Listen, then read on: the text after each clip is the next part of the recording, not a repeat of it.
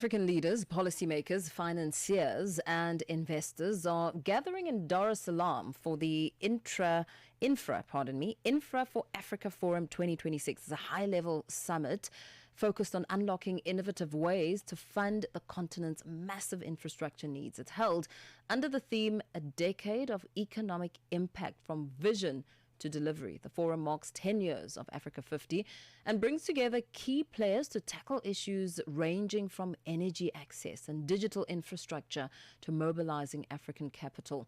As discussions intensify around reducing reliance on external funding and strengthening Africa-led solutions, the role of the media in shaping accountability and public understanding also comes into focus. To expand the conversation, we're joined by William Oloo Janak, who's Secretary General of the Congress of Africa Journalists. William, a very good evening to you. Welcome. Thanks for joining us. Yeah, good evening. Good evening from Dar es Salaam. Perhaps let's start here as we try and get a better understanding of the bigger impact of the forum. From your perspective, what stands out the most about this year's Infra for Africa Forum? Yeah, I think the first thing I would like to say is that it was very well attended. It was very well attended and with key leaders, among them the host president, Dr. Samia Suluhu Hassan, and also the deputy president of Kenya, Professor Kithure Kindiki. And I saw a number of ministers from different countries, Nigeria, Mozambique, quite a number of ministers across. And it was a testimony to, I think, the growing influence of this forum. The other thing I saw was that the presence of key financial institution leadership across Africa, Africa Development Bank, and several other institutions that are part of this process. Also in attendance was a founding member of this forum, the former president of Tanzania, Jakaya Kikwete. And then I also saw a number of other foreign delegates from China, from Europe, from America, and all the others. And the discussions were very important and focused in terms of what needs to be done. And there was a showcase of what is happening in different countries.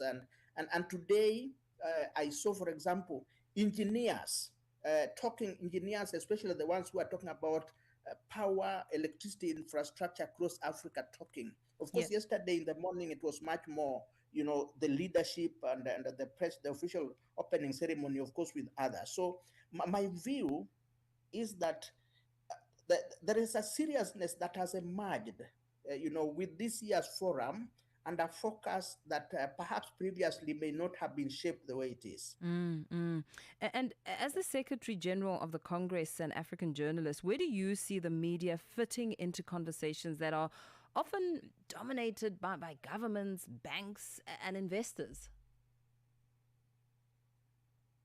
Yeah, I think there was diversity of participants. Of course, it was still top heavy with government, officials and agencies that are involved in infrastructure, and of course the funding agencies, financial institutions, and so on. But I also noticed that increasingly there was quite some presence of the media, others to cover, but also others just attending, like myself. Yes. And that the forum chose to send specific invitation to myself and other media agencies, I think is a testimony to the realization that media must be at the center of these discussions, and that in terms of developing infrastructure in Africa, media is part and parcel of this infrastructure in terms of communication. Yeah. So my view is that I think there's a recognition of the role of the media, but I think a lot more still needs to be done to bring media into focus and to get the media even to be in the panels, rather than reducing the media to merely the coverage and side discussions.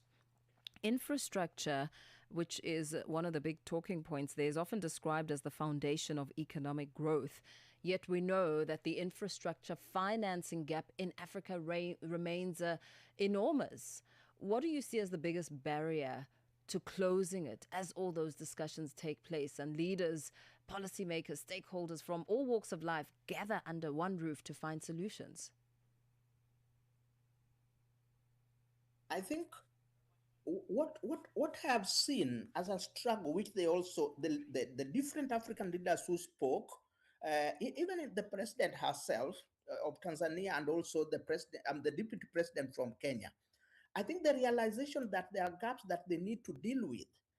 This includes, for example, the politics in Africa.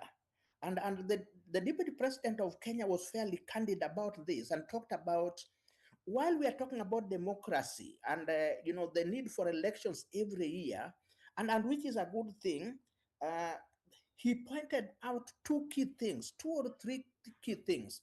One is the fact that subnational identity politics across Africa in different countries can significantly undermine, infrastructure, projects, because subnational identity politics would mean, especially issues around ethnicity and dominance of certain subnational groups that sometimes bring about, instability. Yeah. He also In talked about fact, if pardon the interruption, as you talk about that, as you talk about that, one criticism of major infrastructure projects is that they can be vulnerable to cost overruns, corruption, and poor procurement. How can transparency be strengthened as you make that point that you're making? Yes, I was also going to indicate that there is the issue of the change of regime in different countries. And what this means is that, different regimes that come, in the different countries, or even the governments that we have, uh, we still have a lot of corruption within government systems. We still have, huge challenges with procurement procedures and overpricing of projects, or inflation of the costs. So this can be significant barriers. And also, where we have policy, legislative, and lack of government goodwill, this can significantly also interfere with this, because you will find that certain projects may not be carried forward by different regimes. And of course, I think they stressed the importance of building infrastructure, whether it is roads, power, across the regions rather than just within, one country, because the economies of scale require that power generation, road network, and all these must transcend national borders. And they gave the example, for example, Ethiopia, Kenya, and Tanzania are working together on electric power, or power generation that covers all those countries.